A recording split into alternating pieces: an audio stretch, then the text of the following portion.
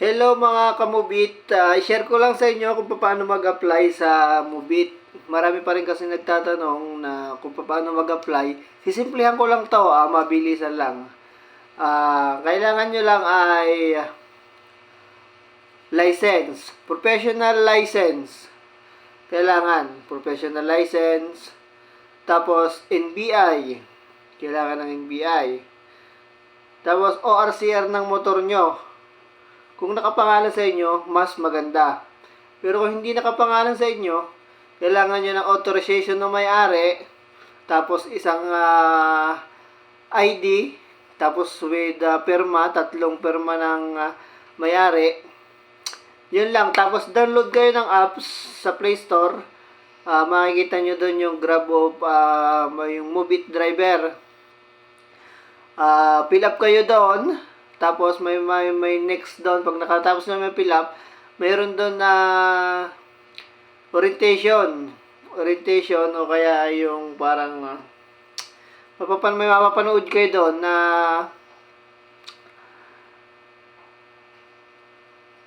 orientation kung paano gamitin si Mubit na doon na. Papanoodin nyo lang yon. Tapos pagkatapos noon, dapat panoodin nyo, meron daw mga tanong na dapat sagutan nyo. Dapat makapasa kayo doon, 80 pataas hanggang 100%.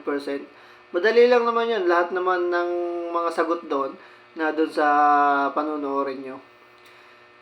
Tapos pagka nakakuha na yun, napanood nyo na yun, meron na yung magiging parang kung siya, magiging activation. Yung activation na yun, pupunta na kayo sa pinakamalapit na doon sa ating opisina, sa Grab Hub, sa Marikina. I-comment ko dito kung saan yung ating address.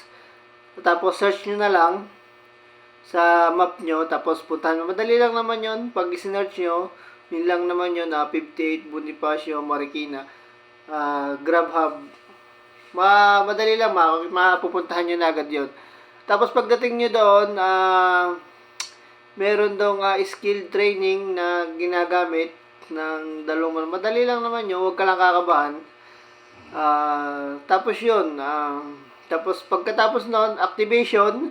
Pagkatapos ng activation, meron tayo doon na tinatawag na KYC. Kailangan may GCash kayo. Kung wala pa kayong GCash, gumawa na kayo ng GCash. At saka yung number, kailangan naka-indicate doon. Kung ano yung number mo, yung gagamitin mo sa Mubit apps. Tapos yun na rin ang gagamitin mo sa GCash mo. Para isang kuha lang. Kasi yun ang gagamitin nyo pagka cash out Cash out ng inyong mga cashless. Yun ang gagamitin. Pag top up yung GCash nyo, kailangan may GCash kayo. So yun lang naman. Madali lang naman. Tapos comment na lang kayo kung ano mga katanungan nyo. Baka makakatulong pa ako. Salamat mga kamubit. Biyahe lang tayo ng biyahe. Road trip.